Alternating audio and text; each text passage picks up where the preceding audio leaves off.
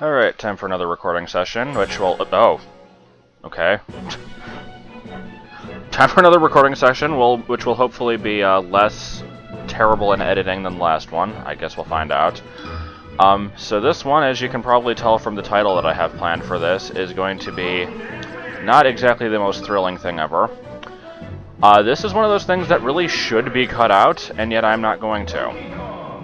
Because I am basically going to have this set aside as the part when I basically just talk about the game in general and my experiences with it. Because I can pretty much just do this kind of mindlessly and hope that my hand does not actually die from the continuous rumbling. Oh, and the first hit has been made. I should probably get in a better position, actually. The characters can hit me if they drop through the platform and use an aerial as they do that, but they don't usually seem to really do that because they're low level. So, anyway, the only thing I really have to look out for is, like, spawning bombs and exploding capsules and that kind of shit. But anyway, yeah, this is going to get really weird for my hands after a while. So anyway, like I said, I figure I'll pretty much just talk about my experience with this game in general. It came out in, what, like frickin' 2002? Late 2001? So it's been a while. A lot of this is going to be probably me remembering things incorrectly, but oh well. So I first got my actual GameCube, I think it was February of 02, and I got this game and I got Pikmin with it. Was not a big fan of Pikmin at first. I kind of didn't really give it much of a shot. Eventually, once I actually got the strategy guide and just decided to follow that and not do any independent thinking, I was okay with that game. But I'm not here to talk about Pikmin. So, rewinding a bit to before I even got the game, I followed the crap out of this game on just on forums and stuff before it came out because I just thought it looked freaking awesome. I was not a veteran of the N64 version, though I was aware of it and had played it a few times. But it's I think I didn't actually get the N64 Smash Bros. Until this one actually came out in Japan, and I basically got it in preparation for this game. But yeah, I just remember seeing screenshots of it and seeing all the different characters that were in, and I mean, honestly, this one doesn't even have that many more than the original. It does have double the roster size. Well, actually a little more than double. It went from 12 to 26 if you count Sheik. But there were some new ones in there. I liked how Bowser and Peach and Zelda and all them looked. And then, of course, you've got the clones, which are not terribly exciting, but I didn't mind them so much at the time. But mainly, I mean, it's such a huge step up graphically from the N64, especially since the original Super Smash Bros. Kind of looks like shit. It is not making the most of its hardware. So it was kind of mind-blowing to see the graphics on this game. I was excited to try all of the different characters and stuff. I also remember being very confused by some of the early screenshots that I saw before they really explained what they were.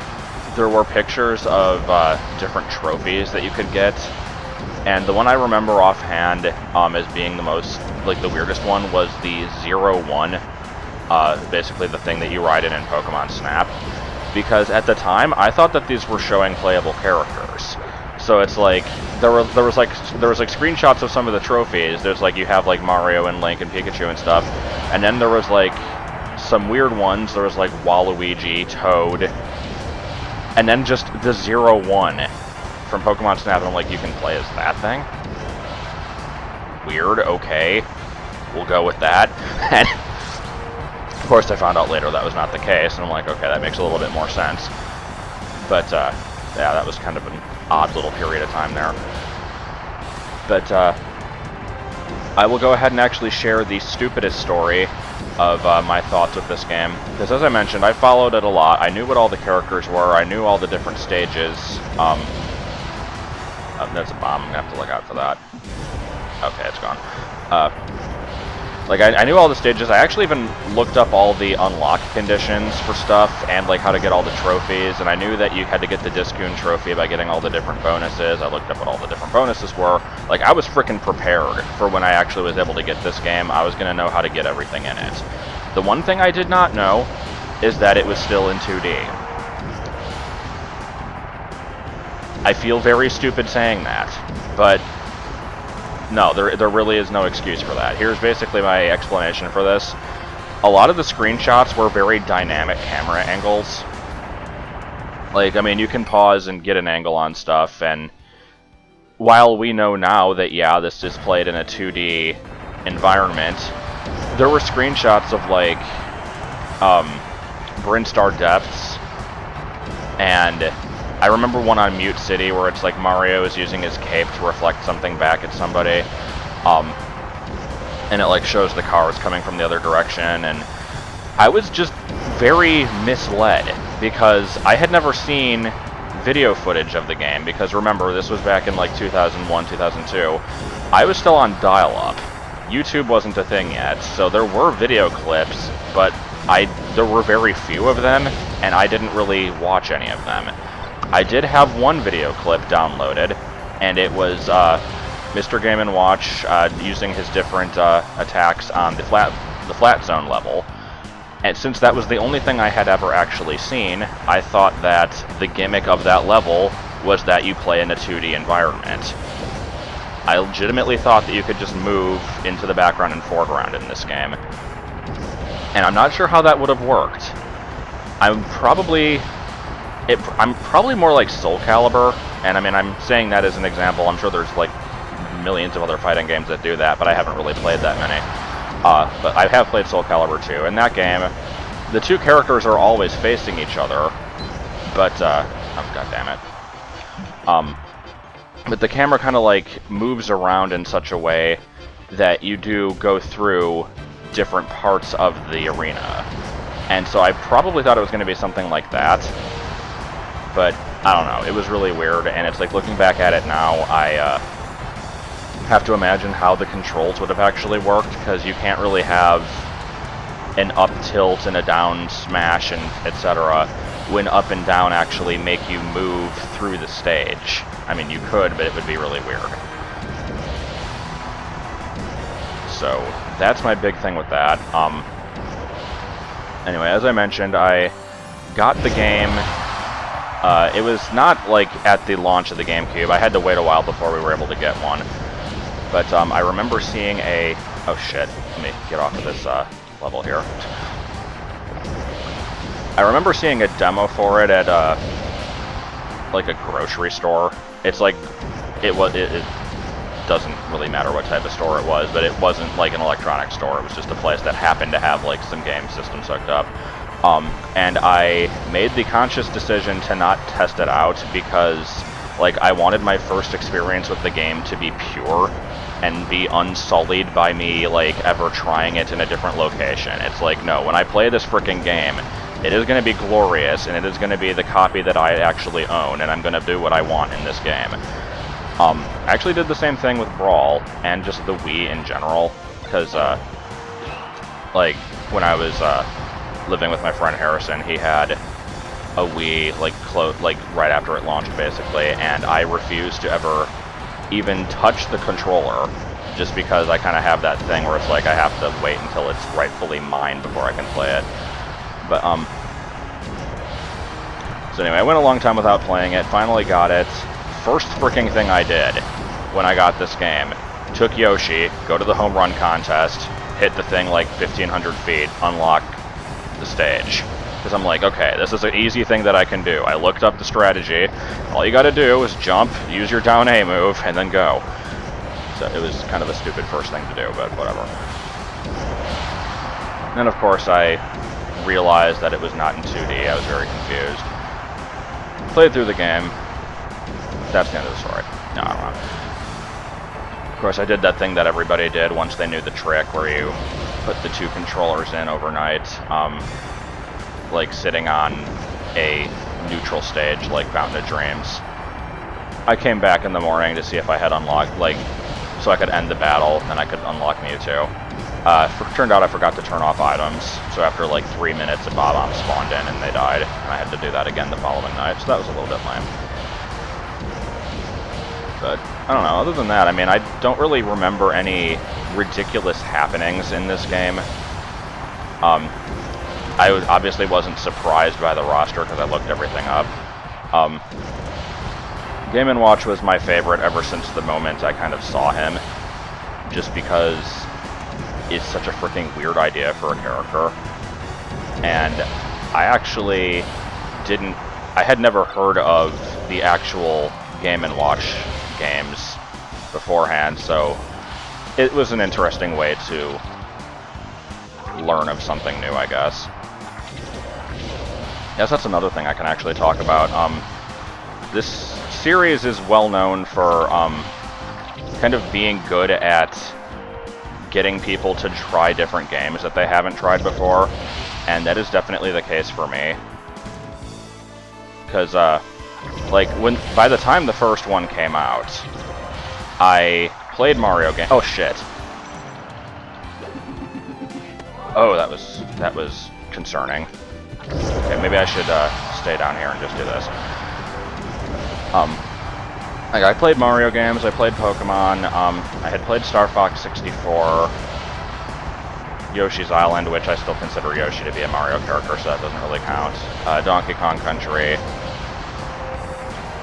and I think that's it. I didn't know who Captain Falcon was at all. I think somebody, like, told me he was from Pilot Wings.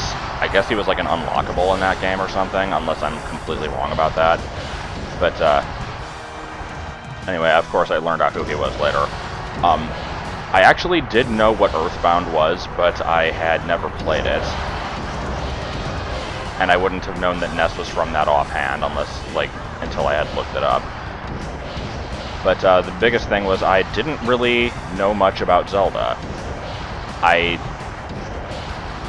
kind of knew who Link was by sight, but I probably wouldn't have been able to tell you his name, because my intro with the Zelda series was that I had a copy of the NES game, which I tried like once, didn't know what to do, never touched it again until freaking years later. But yeah, like as I mentioned in the previous video, Melee is what got me to actually try Ocarina of Time. That was my first real Zelda game that I actually bothered playing at all. And that is why I don't really care much for Link to the Past, because I did not grow up on that game, and I prefer the 3D ones. I don't know why I actually tolerate the original NES Zelda, but I just kind of do. So we got 2.5 minutes here. Hopefully I do not die a horrible death.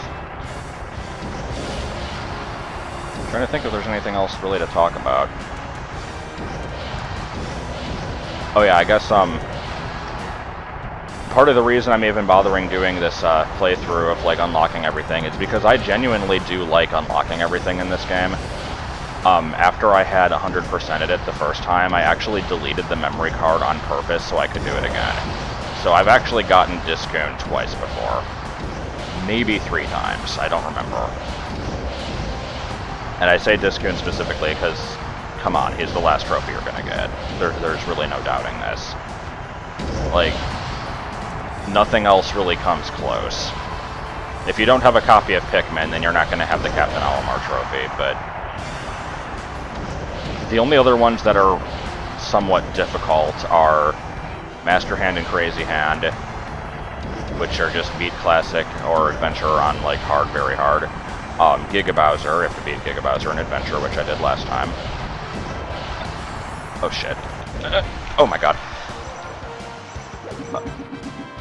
Oh my god. I am getting lucky here. If I do have to redo this, I won't be happy, but I will cut it out. So don't worry about that. But, what was I starting to say?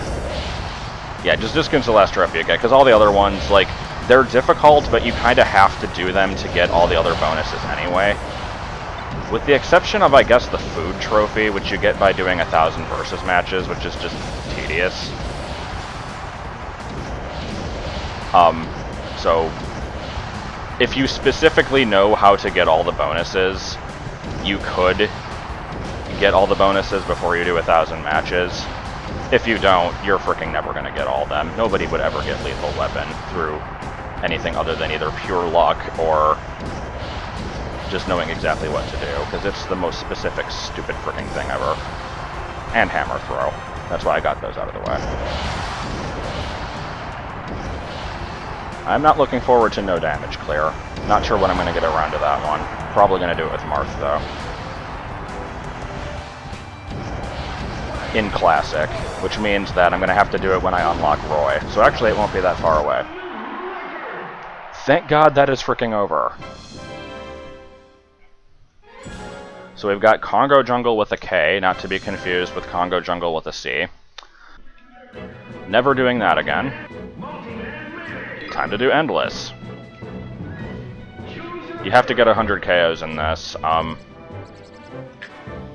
DK. Whatever. It's gonna be the same thing that I just did, but I can stop after 100. It won't take that long to get there. This is just for fighting wireframe trophy, I think. And then there's Cruel Melee, which I might give a shot. I don't really know the best strategy for that thing. I know that you can kind of like lure them to your death if you use a character that can float, like Jigglypuff. I think that's kind of the recommended way. It's been a really long time since I've tried it, though. So we'll see how that goes, and then after that I'll probably do some events.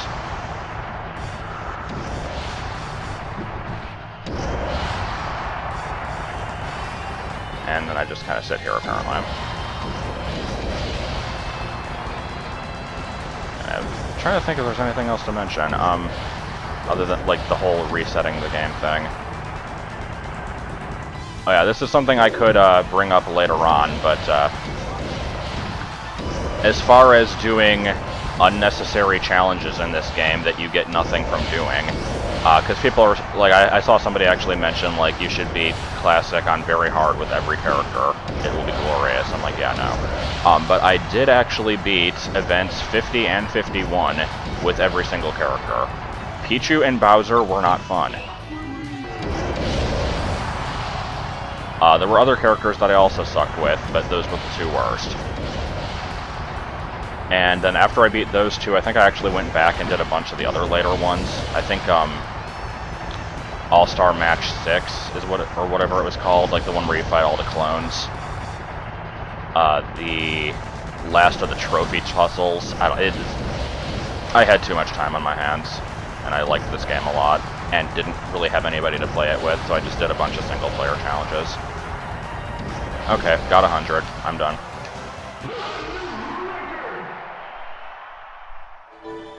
Okay. I got all the wireframe trophies. So, let's try out Cruel Melee, see how bad it is, and then probably not actually succeed. If I don't, I'm just gonna head straight to the events.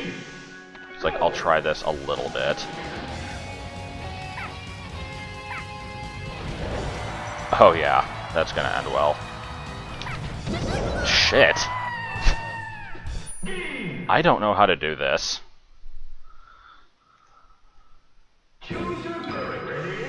Like, I'm not really sure what the best method is. Like, I think you can... I want to say that you can just use this pound move to kind of, like, smash them all away, and then eventually they'll take enough damage to die. But, you have to get 5 KOs in this to get, I think it's Mr. Rossetti.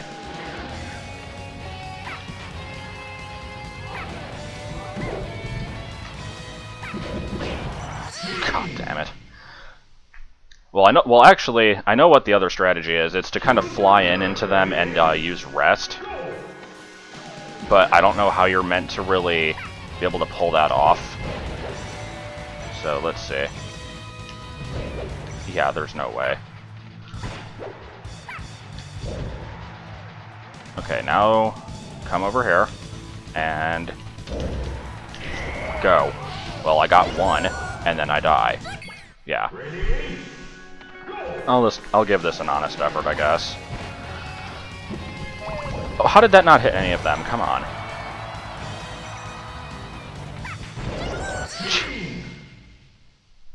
I'm gonna have to look up strategies for this, because I don't frickin' know how to do it. It's like, I'd like to figure it out on my own, but it's not gonna happen.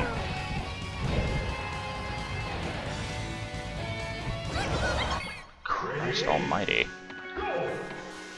This really is the worst game mode. I mean, it's designed to be, but it's just irritating as hell. Oh, yeah, just spike me. Good job. I didn't even know you could do that while somebody was holding onto a ledge. I thought they were invincible. Actually, no, that's not true. I knew that you could do it with Luigi's taunt. Come, it's not letting me use the move. And then I surprisingly did not die from doing that. Okay, I got 3. Can I wake? Ah. I'm getting closer. I could eventually get lucky here. I think I'm pretty much doing the right thing. Or at least something that works adequately. That was 1 hit, and it freaking killed me.